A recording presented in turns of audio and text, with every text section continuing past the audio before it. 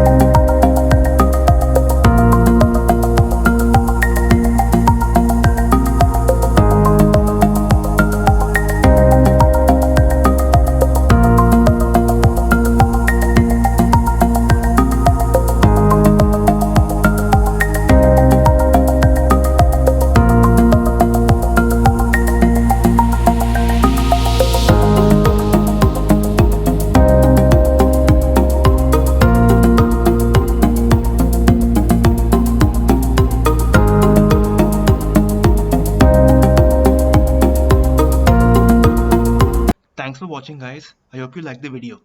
If you did, please give it a thumbs up and please subscribe to the channel if you haven't already. See you next time.